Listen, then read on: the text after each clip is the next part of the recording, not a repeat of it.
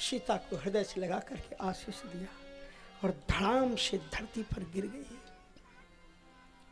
श्री राम ने रोते हुए मां को प्रणाम किया और आगे को बढ़े। लक्ष्मण महाराज दशरथ जी बेहोश पड़े हुए थे।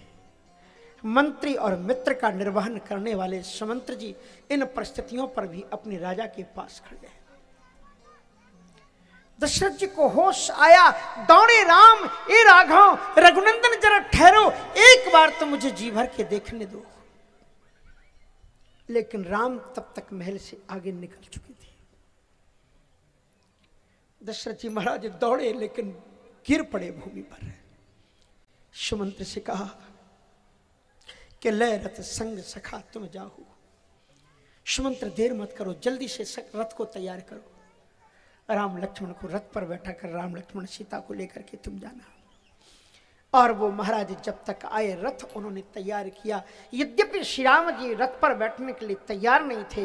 कहा एस ते पितु आदेशा, ये तुम्हारे पिताजी की आज्ञा है राघव, इसलिए कम से कम इस आज्ञा का पालन करो। श्री राम लक्ष्मण और जानकी जी उस धनुष पर बैठे, उस रथ पर बैठे। और उस रथ पर जब वो बैठे तो लाखों लाखों नर नारियों ने चारों तरफ से, बालक वृद्ध ब्रिहाय ग्रह लगे लोग सब साथ चारों तरफ से उस रथ को रोक लिया।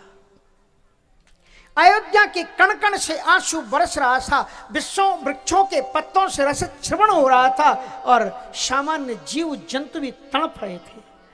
सरजू जी का जल खारा हो गया था। अनेकों नरनारियों ने, अनेकों पुरुषों ने आकर के रथ के चक्कों में अपने गुल्फों को फुजा दिया, फंसा दिया, पकड़ लिया। और कितने तो नरनारी रथ के चाहिए जिस रास्ते पर जाना था वहां पर लेट गए धरती पर।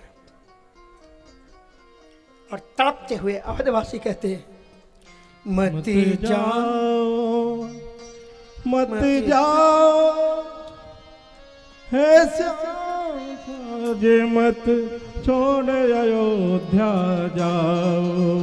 ओ मत जाओ, मत जाओ हे राम त्याग मत जाओ। ओ मत जाओ, मत जाओ, मत जाओ हे राम अयोध्या त्याग आज मत जाओ।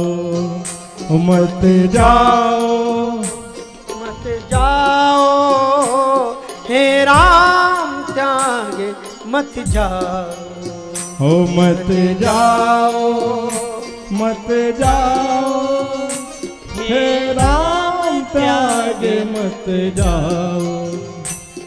रोए सरजू का जल निर्मल, रोए अयोध्या का कण कण। रोए सरजू का जल निर्मल, रोए अयोध्या का कण कण।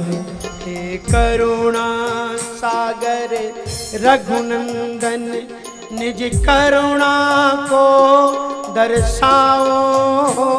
हे राम त्याग मत जाओ, मत जाओ, मत जाओ हे राम त्याग मत जाओ।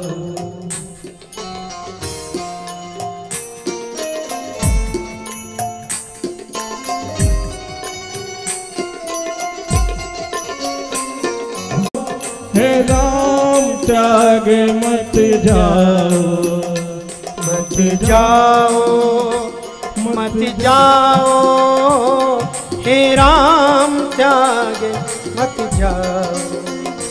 मत जाओ, मत जाओ हे राम त्याग मत जाओ। हे राम त्याग मत जाओ। हे राम त्याग मत जाओ।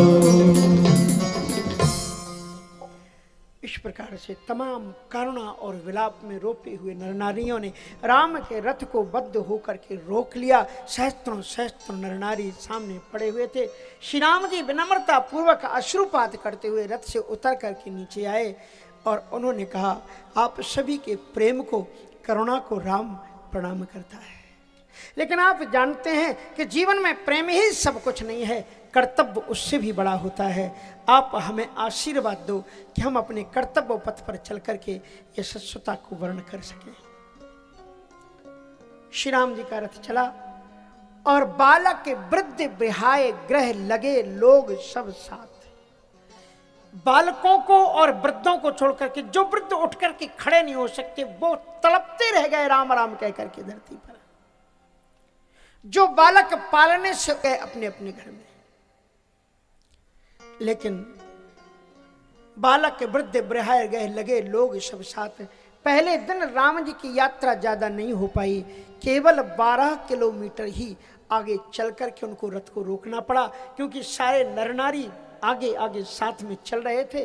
तो फिर सुमंत्र जी भी रथ से उतर करके नीचे आए हैं। हाका नहीं है, उन्होंने घोड़ों को पकड़ करके चले हैं और सारे लोग उनके साथ में रोते हुए चले जा रहे हैं। कहते यहाँ नहीं माने तो आगे मान जाएंगे।